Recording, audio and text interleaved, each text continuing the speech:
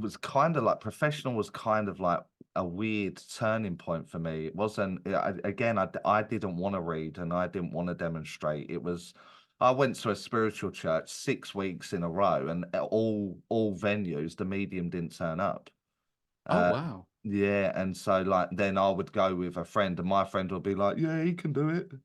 And I found that I'd done like 6 stems in 6 weeks, and from the 6 stems I took like 100 bookings, and then the 100 bookings become 200 bookings, and then 200 bookings become 200 a year demonstrations for 10 years, you know. So it wasn't something I wanted to do.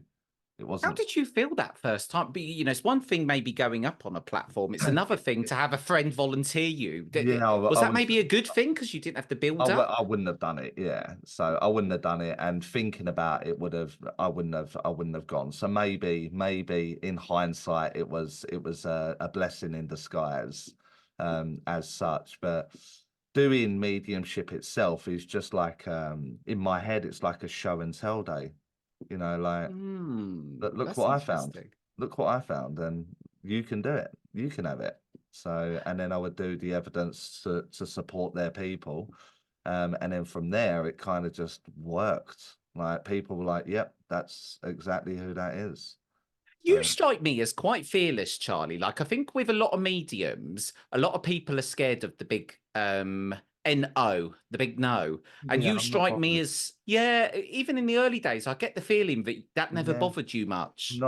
not bothered because it's the problem is with medium mindset is that I have to go and get, and I have to do, and I have to prove. But in my head, I don't. They have to.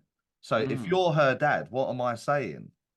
What is it? Because mm, she's saying no to me, and I don't know why she's saying no if I'm saying the thing that you're giving me. So you need to fix that.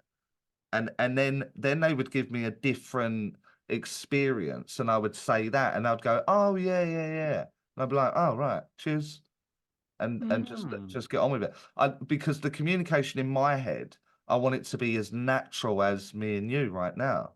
I don't want to have to drink 2 liters water a day, and I have to eat everything that's absolutely healthy. And I've got to have 8 hours sleep, and I've got to be perfect. I want to be Charlie, but I want to do a natural communication through, in my opinion, a birthright.